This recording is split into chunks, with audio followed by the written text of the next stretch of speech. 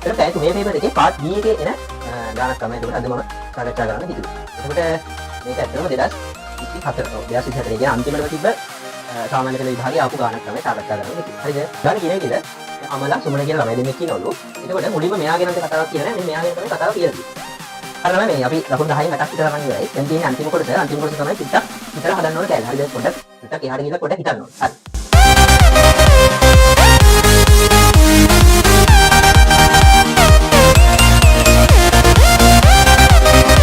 හරිලම එතකොට මේ අපි ඕගොල්ලන්ට වීඩියෝ සීරීස් එකක් ගෙන්න හිතන් ඉන්නවා 2016 ඉඳලා 2024 වෙනකම් O level ගණන් ප්‍රශ්න පත්‍ර ටික සාකච්ඡා කරලා දෙන්න.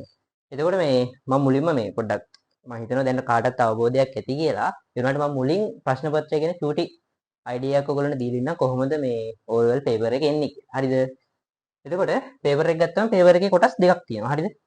මුලින්ම ඔයගොල්ලෝ පැය දෙකේ paper එක ලියලා ඊට පස්සේ චූටි වෙලාවක් ඉඳලා ආපහු දෙනවා පැය 3 පේපර් එකක්. එතකොට සම්පූර්ණ කාලයේ පේපර් එකේ පැය 5යි. එතකොට පැය දෙකේ පේපර් එක ගත්තට පස්සේ පැය දෙකේ පේපර් එකේ ඔයාලා ඒ පේපර් එකේම තමයි උත්තර ලියන්න ඕනේ. හරිද? එතකොට පේපර් එකේ දීලා තියෙන ඉඩේ උත්තර ලියන්න ඕනේ. එතකොට පැය දෙකේ පේපර් එකේ ඔයගොල්ලන්ට කෙටි ප්‍රශ්න 25කුයි. තව ව්‍යුහගත ප්‍රශ්න. ඒ කියන්නේ ඒ පේපර් එකේම උත්තර ලියන රචනා ප්‍රශ්න වගේ જાතියක්. හරිද? එයින් ප්‍රශ්න 5කුත් වෙනවා. එතකොට එතනින් පැය දෙකේ පේපර් එක ඉවරයි. එතකොට මේ පැය දෙකේ පේපර් එකේ තියෙන ප්‍රශ්න ඔක්කොටම ඔයාලා උත්තර ලියන්න ඕනේ. හරි.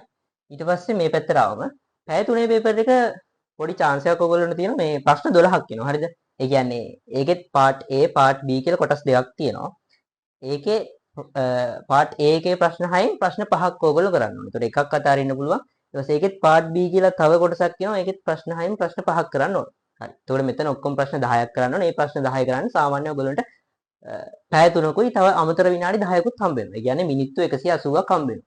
ඒතර මිනිත්තු 180ක් කියන්නේ සාමාන්‍යයෙන් ඔයගොල්ලෝ මේක ගානක් විනාඩි 18ක් වගේ ඇතුළත කරන්න ඕන. හරි. ඔය තමයි සාමාන්‍යයෙන් මම මේ ප්‍රශ්න පත්‍රය ගැන චූටි අවබෝධයක් දුන්නේ. හරි.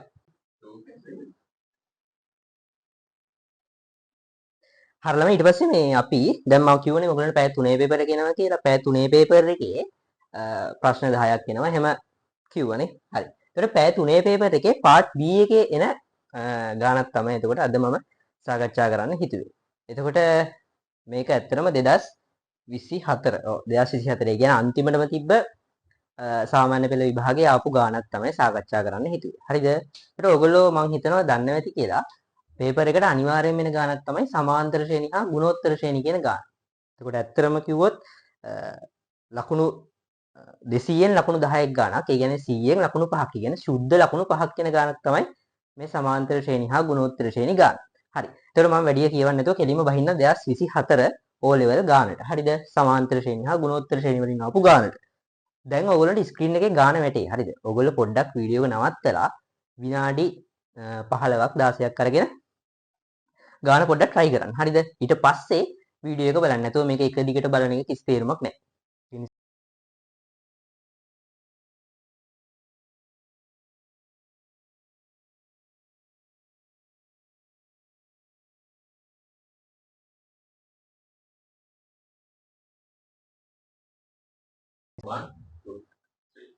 හරි ළමයි දැන් අපි කෙලින්ම ගානට යමු. ගාන කියන විදිහට අපිට කියනවා ළමයි දෙන්නෙක් ඉන්නවා. මේ ළමයි දෙන්න නවකතාවක් කියවනවා. හරිද?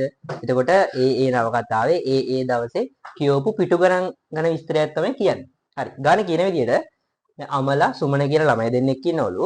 එතකොට මුලින්ම මෙයා ගැන අපිට කතාවක් කියලා නැහැ. මෙන්න මෙයා ගැන තමයි කතාව කියලා තියෙන්නේ. මොකද්ද? මෙයා නවකතාව කියවනවලු. මෙයා පළවෙනි දවසේ පිටු 20ක් කියවලු. හරිද? දැන් මේක සංඛ්‍යා රටා ගානක් නේ. සමාන්තර ශ්‍රේණි කියන්නේ සංඛ්‍යා රටානේ. එතකොට සංඛ්‍යා රටාවකින් තමයි ගාන ඇත්තේ කියලා අපි හිතමු මුලින්. හරි. මේ කියනවා පළවෙනි දවසේ මෙයා පිටු 20ක් කියවනවලු. හරි. ඊට පස්සේ කියනවා ඉන්පසු සෑම දිනකම ඇය පෙර දිනට වඩා කියවපු පිටු ගණනට වඩා පිටු 3ක් වැඩිපුර කියවනවලු. හරි. ඒ කියන්නේ හරිය ලේසියිනේ. පළවෙනි දවසේ පිටු 20යි නම් දෙවෙනි දවසේ පිටු 23යි. හරි. දෙවෙනි දවසේ පිටු 23යි.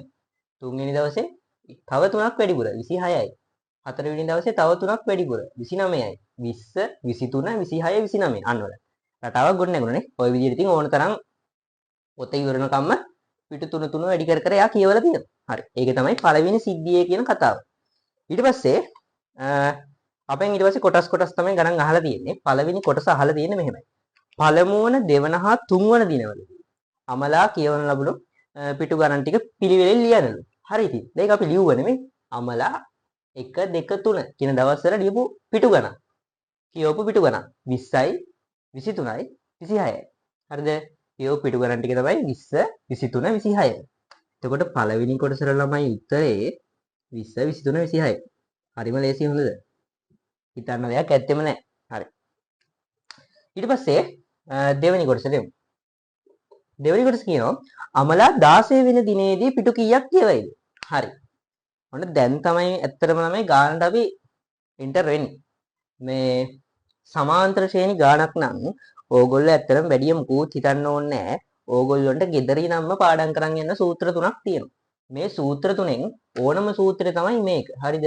මේ සූත්‍ර දෙක අපිට ඕන වෙන තැන තියෙනවා කියන්නේ. ඒකම ඒ වෙලාවට කියන්නම්. හොඳටම ඕන වෙන සූත්‍රය තමයි කියන්නේ. වැඩිපුරම ඕන වෙන සූත්‍රය තමයි මේක. හරි. මේකේ මේ සූත්‍රයෙන් කියන්නේ tn සමානයි a ධන n දින 1යි d. මේක නම් අනිවාර්යෙන් මතක තියාගන්න. හරිද? විභාගයට මේක මෙහෙම දෙන්නේ නැහැ අපිට. ගෙදරින් මතක තියාගෙන යන්න ඕනේ. ගණන් පහක් හදනකොට මේක මතක් වෙයි. හරි. එතකොට අපෙන් අහන්නේ මොකද්ද? 16 වෙනි දිනේදී පිටු කීයක් කියවේද කියලානේ. හරි. එතකොට මේ සූත්‍රයෙන් අපි කරන්නේ දැන් පළවෙනි දිනේ ගාන මම දන්නවා. දෙවෙනි දිනේ ගාන දන්නවා. තුන්වෙනි දිනේ ගාන දන්නවා. එහෙම දන්නවා. මම හැබැයි 25 වෙනි දිනේ කීයක් කියවුවද කියලා මට එකපාර කියන්න බෑනේ. ඒකට ඒක චුට්ටක් අමාරු වෙන්නේ. අන්න ඒ වගේ වෙලාවට අපිට උදව්වක් ගන්න තමයි මේ සූත්‍රය තියලා තියෙන්නේ. හරිද? එතකොට 25 වෙනි දිනේ කීයක් මේ පිටු කියවුවද කියලා අපිට හොයන්න පුළුවන්. මෙන්න මේ n කියන එකට 25 දාලා. හරිද? ඒකට මේකේ මම මේ පදවල තේරුම් ටිකක් පොඩ්ඩක් කියන්නම්. මේ tn කියන්නේ කීවෙනි පදේද කියන එක. හරිද? දැන් t කියන්නේ term නේ. කීවෙනි පදේද කියන එක. ඒකට n කියලා කියන්නේ පද ගණන. a කියලා කියන්නේ මොකද? a කියලා කියන්නේ ඉංග්‍රීසි වෝඩියේ මුල් ලකුණ. එතකොට a. එතකොට a කියන්නේ මුල් පදය. හරිද? එහෙම මතක තියාගන්න ඕනේ. a කියන්නේ පළවෙනි පදය. d කියන්නේ ඩිෆරන්ස් එක. ඩිෆරන්ස් එක කියන්නේ මොකද? වෙනසනේ. ඔව්. පොදු අන්තරය කියලා කියනවා. අන්තරය වෙනස. එතකොට ඔන්න ඔය ටික දාලා අපි ගාන හදමු බලන්න. දැන් මේකේ අහන්නේ 25 නෙවෙයි 16 වෙනි දිනේදී පිටු කීයක් කියවුවද කියලානේ. හරි. එහෙනම් මේ ආයෙ මම සූත්‍රය ලියනවා. tn සමානයි a ධන n ඍණ 1යි d. 16 වෙනි දිනේදී නම් t16. 16 වෙනි ටර්ම් එක. 16 වෙනි පදේ තමයි අහන්නේ. හරි. දැන් මේකට අපි ආදේශ කරමු. කෙලින්ම උත්තරේ ගන්න පුළුවන්. හරි. a කියන්නේ කීයද? මුල් පදේ. මුල් පදේ මේකේ 20යි. 20යි. මේක මම කෙලින්ම දාන්නම්කෝ. n කියන්නේ පද ගානනේ. ඒ කියන්නේ පද කීයකද ගානක් දාන්නේ? පද 16ක් නේ. හරි. එහෙනම් n වෙනුවට 16 දානවා. 16 අඩු කිරීම එක 15යි. ඒක මම කෙලින්ම දාන්නම්. 15 ගුණ කරන්න ඕන d. d කියන්නේ ඩිෆරන්ස් එක. ඒ කියන්නේ වෙනස. පද දෙකක් අතර වෙනස පොදු අන්තරය කීයයිද? 3යි. පොදු අන්තරය 3යි. එහෙනම් මෙතනට දාන්න 3. දැන් මේක සුළු කරමු. මේක සුළු කරනකොට ඕගොල්ලෝ කවදාවත් මෙහෙම ලියන්න එපා 20යි 15යි එකතු කරන් 35යි 35 ඒව තුනක් ගුණ කරන් මෙච්චරක් වෙනවා. එහෙම ලියන්න බෑ. මොකද අපි කවදාවත් එකතු කිරීමකුයි ගුණ කිරීමකුයි තියෙද්දි එකතු කිරීම මුලින් කරන්නේ නැහැ නේ. ඕගොල්ලෝ දන්න විදිහට අර 1 ගුදරි කියලා එකක් තියෙනවා. කියන්නේ වරහන් ගුණ කර වරහන් තමයි මුලින් සුළු කරන්නේ. ඊට පස්සේ n ලකුණ, ඊට පස්සේ ගුණ කිරීම, බෙදීම, එකතු කිරීම, අඩු කිරීම. ඔය පිළිවෙලට තමයි අපි ගාණක් හදන්නේ. එතකොට එකතු කිරීමයි ගුණ කිරීමයි තියෙද්දි මුලින් කරන්න ඕන ගුණ කිරීමනේ. ඔව්. ගුණ කිරීම තමයි කරන්නේ. එහෙනම් අපි මේ තුන මේ දෙක ගුණ කරන්න ඕනේ. 15 වරක් 3 45යි. ඔයාලා පොඩ්ඩක් සුළු කරලා ගන්න. හරිද? හිතින් ගන්න පුළුවන් නම් හොඳයි. 45යි 20 එකතු කරන් 65ක් එනවා. හරිද? ඔන්න ඔහොමයි දෙවෙනි කොටස හදන්නේ. හරි. එහෙනම් දෙවෙනි කොටසේ උත්තරේ 65යි. හරි. හරිද? දැන් අපි දන්නෝ මේ පොතේ ඒ කියන්නේ මේ සමාන්තර ශ්‍රේණියේ තියෙන පද 16යි. 16 වෙනි පදේ අපි කලින් කොටසේ හෙව්වා. අපිට ආව 65ක් කියලා. ඒ කියන්නේ දැන් අපි මේකේ ලාස්ට් එක දන්නෝ L දන්නෝ 65ක් කියලා. හරි එහෙනම් කෙලින්ම මේ සූත්‍රය දාමු. ගාන හදමු. එකතුව ගමු. හරි. තුන්වෙනි කොටස. Sn සමානයි. මම මේ සූත්‍රයට ගියේ නෑ. මොකද මෙච්චර ලොකු සූත්‍රයක් ඕනේ නෑනේ මේක තියෙද්දි. මොකද අපි L දන්නවා 65ක් කියලා. ඒතර Sn සමානයි n බෙදීම 2යි a ධන l කියලා සූත්‍රය ලිව්වා. අපි එහෙනම් මේ පද 16 එකතුව ගන්නවා. 16ක සම් එක ගන්නවා. එතකොට n ට දාන්නේ පද 16ක් නිසා 16යි. බෙදීම 2යි. a කියන්නේ 20යිනේ. L කියන්නේ 65යි. හරි. 16 දෙකෙන් බෙදුවම 8යි. හරිද? මේ තියෙන්නේ බෙදීමක් 8යි. මේ වරහන් අපි පොඩ්ඩක් එකතු කරමුකෝ. 65යි 20යි එකතු කරන් 75යි 85යි. 85 වටක් නේ. 85 වටක් මම මෙතන ගුණ කරන්නම්කෝ. 85 වටක්. 5 වරක් 8 40යි. 4ක් ඉතුරුයි. 8 වරක් 8 64යි 4යි 68යි නේ. හරි. 68යි. 680යි. 680ක් කියලා. එතකොට ඔයගොල්ලෝ කිසි ප්‍රශ්නයක් නැහැ. මෙහෙම ගුණ කරලා ගන්න ඕනේ. කවුරුවත් බලන්නේ හිතින් කරන්න පුළුවන් ඒත් කමන්නේ. කොහොම හරි 680ක් කියලා එනවා. ඒ 16 වෙනි දවස වෙනකොට කියවපු මුළු පිටු ගාන. ඒ කියන්නේ පොතේ තියෙන පිටු ගාන. එහෙනම් 680යි. හරි. තුන්වෙනි කොටසේ උත්තරේ 680යි. හරි ළමයි. හතරවෙනි කොටසේ කියන්නේ අර දැන් මේ කතාව කියවනවලු සුමන කියන ළමයා. හරිද? අර අමල කියවපු පිටු 680ක් තියෙන නවකතාවම මේ ළමයා කියවනවලු. හරි.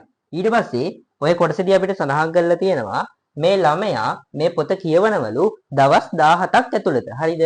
මම නිකමට ලියා ගන්නම් දැනට දවස් 17ක් ඇතුළත. මම දන්නේ නැහැ ඒක මොකටද දුන්නේ කියලා. හරි. දවස් 17ක් ඇතුළත කියවනවලු. ඊට පස්සේ කියනවා ඇය පළමු දිනේදී කියවපු පිටු ගානට වඩා පිටු 4ක් වැඩිපුර ඊගාව දවසේ කියවනවලු.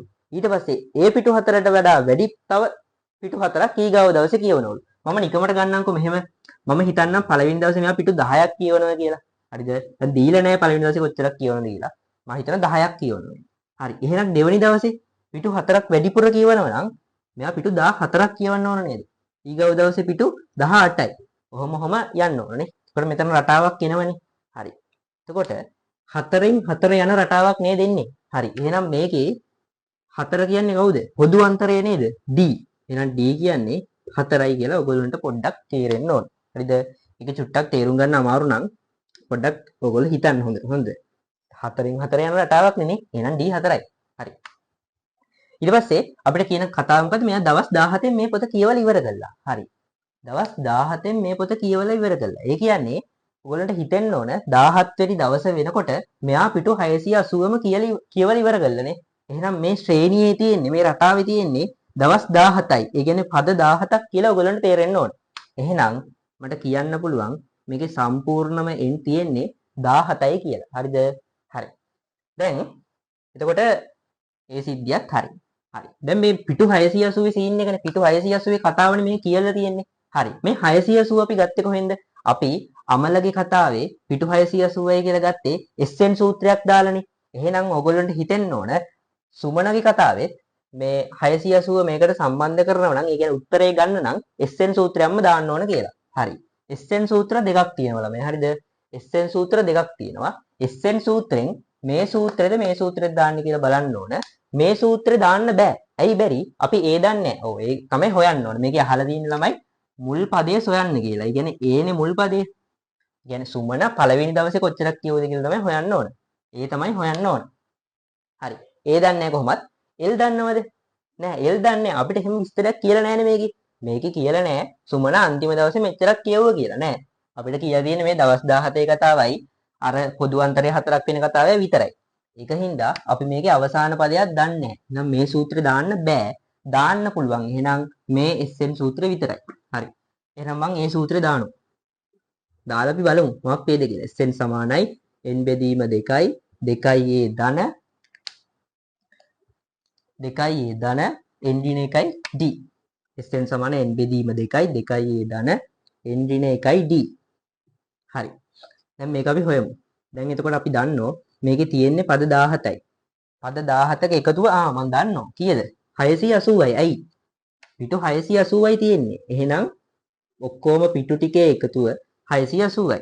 හරි. n කියන්නේ 17යි. 17 බෙදීම 2යි. 2යි a. මේක දන්නවද? නෑනේ මං a නේ හොයන්න ඕනේ. නම් a දන්නේ නෑ. ඒ කියන්නේ තින් 2යි a එකේ හැම්ම ලියමු. හරි. n ඍණ 1. මේකට ආදේශ කරන්නේ කොහොමද? අපි දන්නෝ n කියන්නේ 17යි.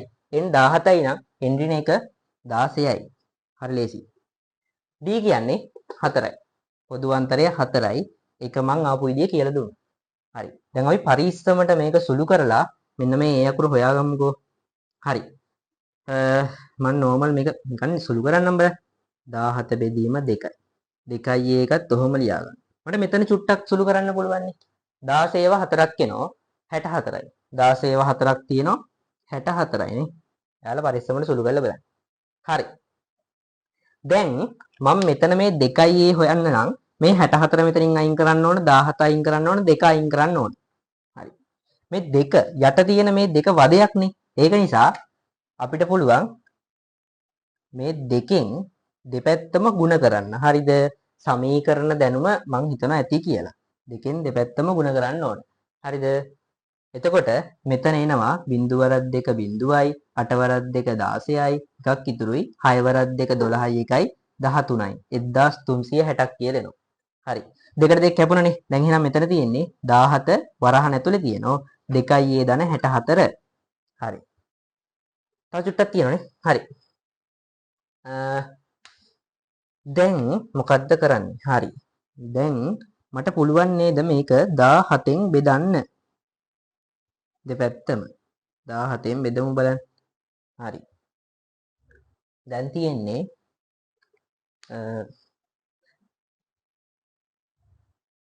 මම මේක මකන්නම්. මේ 1360 17න් බෙදන්න එපානේ. හරි. ඔක පොඩ්ඩක් ඔහම ලියාගමුකෝ. 1360 බෙදීම 17 සමානයි 2යි ධන 64. දැන් නම් චුට්ටක් කේස් වෙනවනේ. 1360 17න් බෙදන්න ඕනේ. හරි. කමන්නේ. වෙලාව තියෙනවා. කටුකොලයක් අරගෙන බෙදන්න. 17. 136ට 17 ඒවා 8යි. හරිද? එකපාර හිතෙන්නේ නැත්නම් කිසි ප්‍රශ්නයක් නැහැ. ලියලා බලන්න.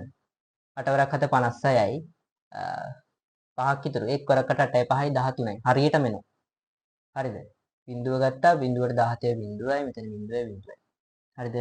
මම පොඩ්ඩක් කටුකොට සුළු කරා. ඔයගොල්ලෝ කටුකොට සුළු කරන්න. හරිද? හරි. එතකොට එතන ඇවිල්ලා තියෙනවා 80ක්. මේක බෙදුවන් එනවා 80ක්. හරි. 80 සමානයි 2යි ධන 64. හරි. ඊගාවට අයින් කරන්න ඕන 2ද 64ද? අපි අයින් කරන්න ඕන මුලින්ම 2ද 64ද? 64නේ. 64 අයින් කරන්න පුළුවන්. ධන 64ක් තියෙනවා නම් ධන 64 අයින් කරන්නේ ඍණ 64ක් දාලා. හරි. එහෙනම් ඍණ 64ක් මම දෙපැත්තටම දැම්ම කියලා හිතාගන්නකෝ. එතකොට මෙතන තියෙන්නේ 80 ඍණ 64නේ. මේ පැත්ත ඍණ 64යි ධන 64යි කැපිලා ගියාට පස්සේ මෙතන තියෙන්නේ 2යි a. හරිද? 2යි a තියෙන්නේ. හරි. 80න් 64ක් අඩු කරාම කීයද? 80න් 64ක්. මෙතනම අඩු කරමු. බිඳුවෙන් 4ක් බෑ. 10න් 4ක් ගියන් 6යි. මෙතන 7යි. 7න් 6ක් 1යි. 16යි. 16 සමානයි 2යි a. ඒ කියන්නේ දැන් දෙකෙන් බෙදමු. මේ ටික ලේසි. හොඳ. මේවා හරි ලේසි. එතකොට එනවා 8 සමානයි a. ඒ කියන්නේ a සමානයි 8යි. අන්න a සමානයි 60. a සමානයි 60යි නෙවෙයි. a සමානයි 8යි. හරි. එහෙනම් මේකේ පළවෙනි පදය 8යි. ඒ කියන්නේ මේ ළමයා පළවෙනි දවසේ කියපු පිටු ගාන 8යි. හරි ළමයා මේ අපි දකුණු 10න් 8ක් විතර අරන් ඉවරයි. දැන් තියෙන්නේ අන්තිම කොටස. අන්තිම කොටස තමයි චුට්ටක් හිතලා හදන්න ඕන කෑල්ල. හරිද? පොඩ්ඩක් චුට්ටක් එහාට ගිහිල්ලා පොඩ්ඩක් හිතන්න ඕන. හරි. ඒක නිසා මම පොඩ්ඩක් මෙහෙම ලියාගත්තා. අපෙන් ගාන කියන්නේ මෙහෙම දෙයක්.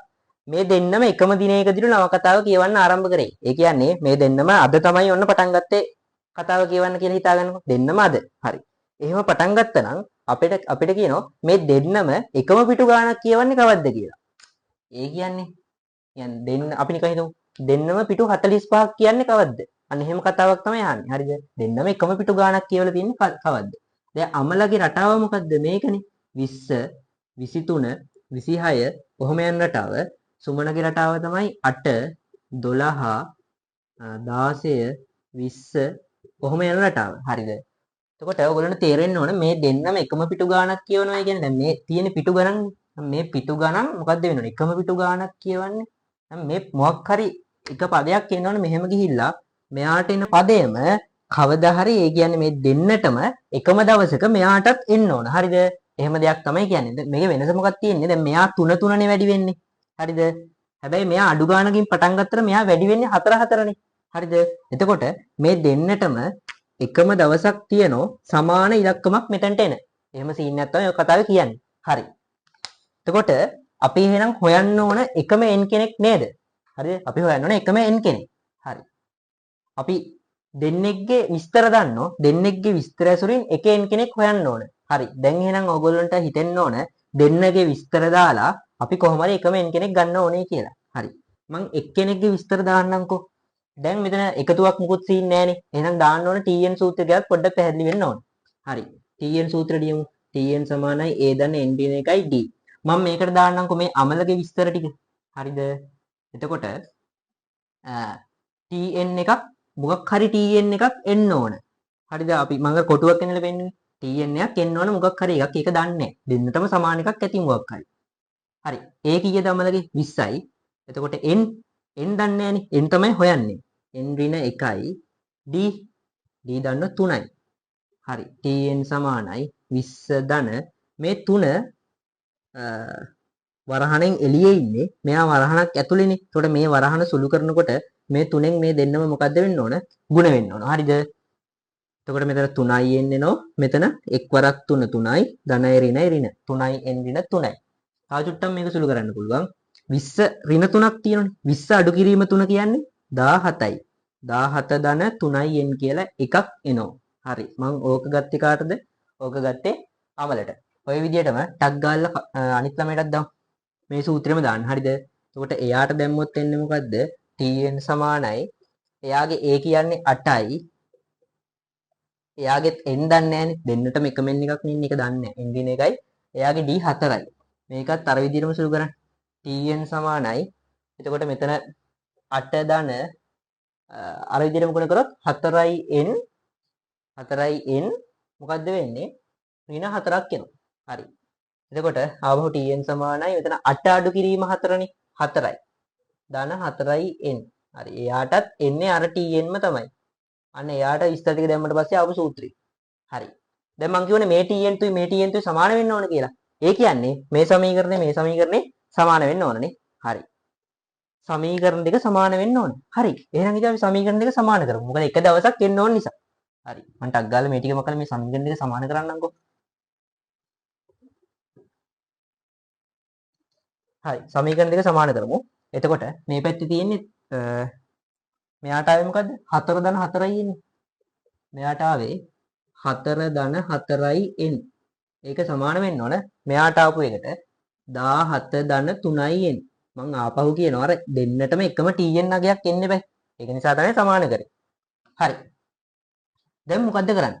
හොඳම වැඩේ තමයි මේ වෙලාවේදී මේ n එකක් මේ පැත්තේ තියෙනවා කෑල්ලක් මේ පැත්තේ තියෙනනේ. එහෙම තියාගෙන අපිට ගාණක් හදන්න බෑ. n හොයන්න බෑ. ඒක නිසා මං n කෑල්ලක් එක පැත්තකට ගන්නම්. හොඳම වැඩේ තමයි මේ 3යි n එක මම මෙහාට ගන්නම්කෝ. මෙහාට ගන්නකොට යාගේ ලකුණ මාරු වෙනවා. ලකුණ ඍණ වෙනෝනේ. එහෙනම් ධන 3යි n මෙහාට එනකොට ඍණ 3යි n වෙනවා. 4යි n ඍණ 3යි n. දැන් මේ 4ට මොකක්ද උනේ? හරි 4 මම මෙහාට ගත්තා. ඇයි ඉලක්කම් තියෙන්නේ මේ පැත්තේනේ. හරි. දැන් මේ පැත්තේ 4 තියෙන්නේ ධන 4ක් විදියට. මෙතන මුකුත් නැහැ කියන්නේ ධනනේ. එතකොට මේ 4 මෙහෙට එනකොට ඍණ 4ක් වෙනවා. එහෙනම් 17 ඍණ 4යි මේ පැත්තේ. හරි. දැන් මේක සුළු කරමු. 4යි n අඩු කිරීම 3යි n කියන්නේ 1යි n. ඒ කියන්නේ n. හරි. එහෙනම් n සමානයි 17 අඩු කිරීම 4 කියන්නේ 13යිනේ. ඔව් 17න් 4ක් ගියා 13යි.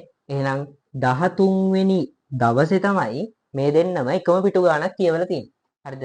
ওই විදිහට තමයි එතකොට ඒ ගාණ හදන්නේ. හරි. ඒ විදිහට අපි ඔන්න දැන් සම්පූර්ණ ගාණම කොටස් 4ක් නේ. කොටස් 4ක්ද 5ක්ද? ඒ ටික කොහොම අපි හැදුවා. හරිනේ. ওই විදිහට තමයි එතකොට ඔයගොල්ලෝ පොඩ්ඩක් ස්පීඩ් විනාඩි 17ක් 18ක් අරගෙන සුළු කිරීම වරද්ද ගන්න නැතුව ඔය ගාන හදන්න ඕන. හරිද? හරි.